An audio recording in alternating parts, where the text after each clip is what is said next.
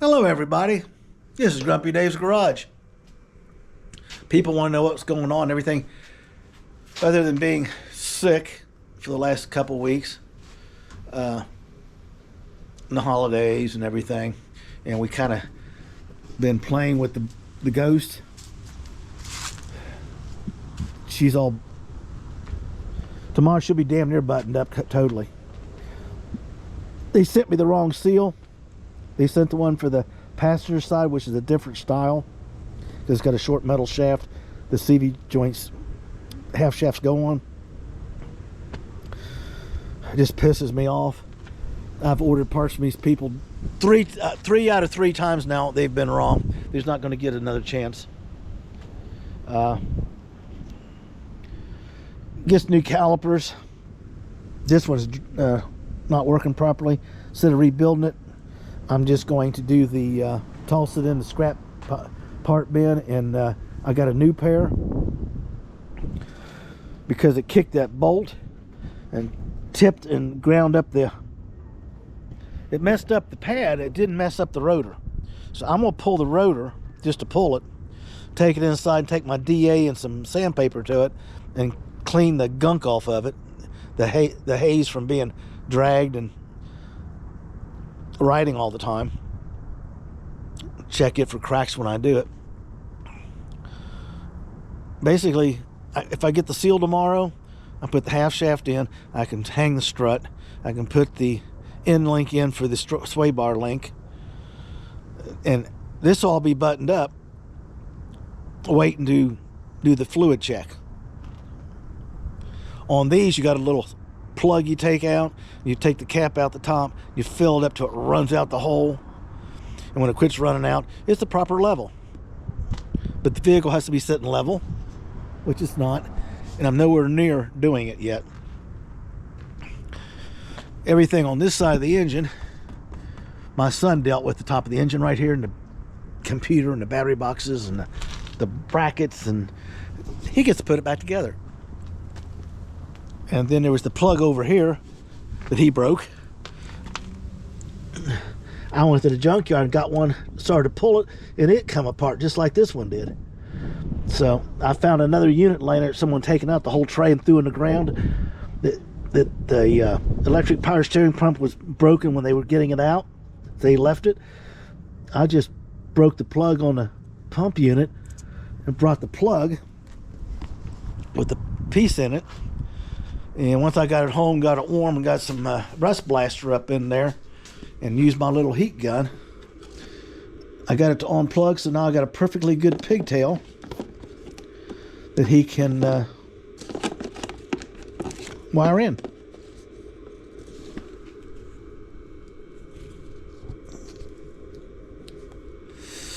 I just wanted to make it easy on him. He can repin these plugs and stuff, which he's got more patience than I do. But I figured I was at the junkyard looking for a bolt and seats for this. Something that's modern, comfortable, fits the space. I don't know what the height. I got to get the height of the MG seat is to a couple that I happened to find it when I was looking for a part for the shifter. Now, I found a shifter that I can put right down in there, and it'll look just like a standard shifter. It's even got the little leather thing on it when the indicators on the dash or something. And with this transmission, the stop neutral switch is actually on the side of the tranny, so I can actually still order that plug. So when he's doing his impact safety switch, ignition, yeah, all that stuff, that he'll have everything here. This has got a tip switch in it, so when you tip it, roll it up on its side or roll it over, playing rally racer, that it shuts the fuel pump off. It's like a first generation. Now we got the impact switches that if you get hit so hard, or it gets jarred the right way, or you roll the car over or whatever, it shuts the fuel pump off. It's a great thing when it's not pumping 58 pounds per square inch out of a broken fuel line when you're wrecked. Wait for the emergency people to show up. I got a hood rebuild. Still thinking about putting a hood scoop on here. I can't make up my mind. I got to do the sheet metal work on this that we discussed. That's coming up. It's kind of hard to work in here, and this metal as cold as it is. So what we're doing right now, just give you a heads up, we'll be back to work tomorrow on camera properly. We're going to be doing a few things on the side. We've got to build a shelf and get everything ready. We're bringing in a diesel heater to heat this thing. I need warm. I got to get this metal above 50 degrees to be able to use body fill on it. Because you see, I want to get these lines out from the body shaping. And see, I got trimming and stuff to do. I ain't going to mess with this panel. And then I got to get all this done.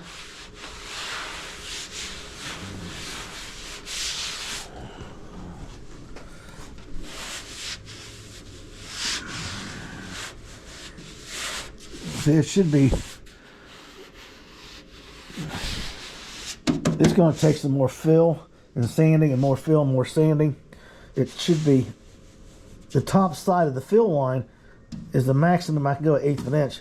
But after it jumps that hump, it cuts back down. It needs to be rounded. So I need to, like the door, I need to go with the flow. So I'll do one panel at a time. And then I can spray it down with Windex and get it wet, turn bright lights on it, and it'll look just like it does with the paint on it. It'll show me anything that I may have missed.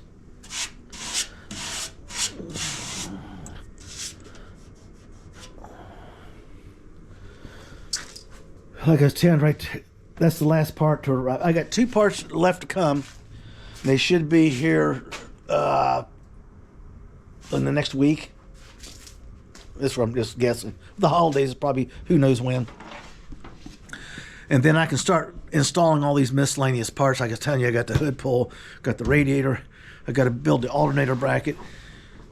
I got to get that heater valve plate made and get it working and tested so I can send the numbers and everything up to my buddy in Canada who's behind me on this bill. And I've been sending him pictures of what I did, so as he's doing his, he can kind of get a judgment if whether he was right or wrong, because he can see what I did and where I'm at versus what he's doing.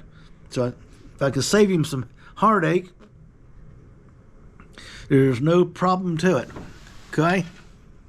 Now, speaking of that, being live on camera, again, I wish I had a camera person lately, because today was just a crazy day. I was in and out and up underneath that car probably 100 times.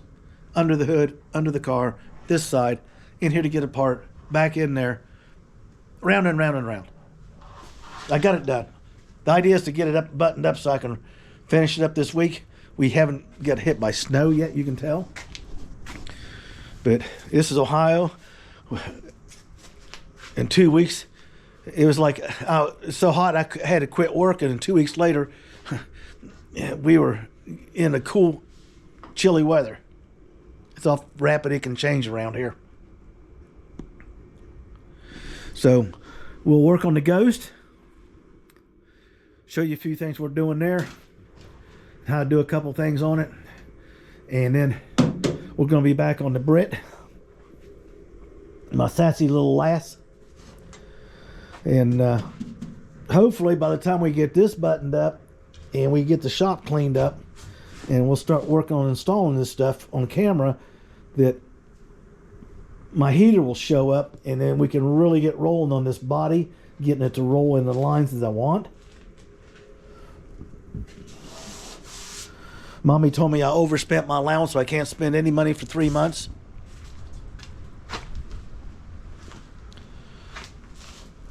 Which I agreed to that, because I told her, I said, I just need to stop. I got some stuff that's finally coming in, trickling in. It was ordered weeks ago. And I said, I just need to stop what I'm doing, install everything I've got on Brittany, finish up getting this car ready and moved out of the way, and then concentrate on the body work on Brittany for the next. I got about 2.5, 3 months to work on this thing. Because what I'm going to do is work on the panels, but also going to stop my next thing up, the hood pull cable. And then we're going to be making the heater control. And then we're going to be making the alternator bracket. And while we're making this stuff in between, we're going to be concentrating on a body panel. So while I'm waiting for the filler to harden, cure, or whatever, I can stop and pick up a box or some tools and put something on. There's so much stuff to go back in this engine compartment. It's crazy. It's actually insane. It's all going to go back. That's the scary part. I got 2 fans, a radiator, 2 horns, a radiator tank. I'm not even talking about the hoses and the belts and everything. You got a washer tank. The brake lines had to be removed from the heat sources, and the headers had to be partially wrapped. The heater hoses are coming in, the heater valve's going in, and then I got to figure out when my son comes over. Probably not want to do it after the first of the year. The wiring on the standalone wiring harness, how he wants to set it, or have me to set it, because I do that, and then from there he takes over and wires the whole car. When I get done with the dashboard and get it all prettied up and cleaned up, he'll come in and literally take everything out of it and throw it in the trash, wire-wise. Just cut it out and start from scratch. He'll pigtail everything on the bench probably, and then I'll get the pleasure of installing it and getting my hands cut to ribbons. I even got my VIN plate in the house and to go back on here. Where's it go? I'm trying to remember where it goes. It goes here, it goes here. It goes right here, I think. Yeah, that's the only 2 small little holes right there. I think it goes right there.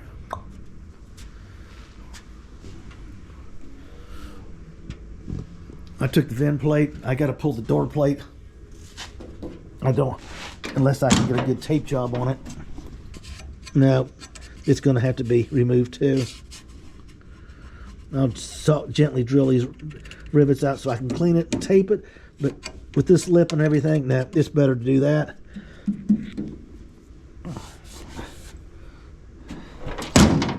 So I got to work on here. We've got to get these lines better. Someone asked me if I'm taking these off. No, not till I have another pair. I get a chance to get a pair, because with my luck, I'll break them and not be able to get a pair, or they'll want $50 a piece for them or something stupid. So I'm going to look around and get me a set whenever. And once the set's here, I'll pull those. If not, they're going to stay on. Because both the ones on the panel I used for my Sebring tail, one of them had to be cut off with a grinder, and the other one was broken so bad it just come apart in my hand. See, I want to massage all this and smooth these lines. So you got stuff like this. But see, I don't have any T-strips anymore. They were letting moisture in the car, according to what my camera showed. I ran that endoscope camera clear up into here and went down along, and you can see rusty areas and stuff where the little patina was on it, and that means there's moisture coming in. Not no more. Not a T-strip left on this baby girl. So people are going to be setting up tomorrow. We'll be live and rolling. The wind's picking up. They're talking about 40 plus miles. It's going to be nice and chilly. I'm going to build a shelf for my battery and my diesel heater up here. Okay. No problem. That way it's out of the way. It's easy because the toolbox and stuff's here. I can actually store stuff under it. I want to get far enough along here shortly. If I could get the fuel lines tightened up. Oh. See, here's my engine. I got stuff everywhere. I'm just going to have to start hanging it off the wall or something. See, I got to get this repaired. I got to get that done. I got to get the parts hood up here because I need to cut this section out and replace it. Then I want to put a stiffener in there. And I'm thinking about using the hydraulic closers on each side. I'm not really worried about the one in the trunk, unless I can get a set. I am pulling these handles. This one's loose, and I'm pretty sure I can get in there and work them and soak. I got another pair on the other doors that if I mess one up, I got a replacement. Imagine that. So that's what's going down. We are gearing back up to get active in front of the camera. I appreciate you hanging in there. We'll start with some mechanical work on that, and then we'll be moving in on this at the same time. And as soon as the heater gets here, we're going to fire it up and run non-stop, because it's no fun to be out here when it's 27 degrees, because it'll totally eliminate a lot of stuff I can do because of the temperature. If I could get this up to at least 50 degrees, I'll be in my sweatshirt sleeves going to town. We'll get her buttoned up and we'll get everything done, people. So appreciate you sticking with me and subscribing. Get your build on. Don't let anybody tell you no, and do it your way.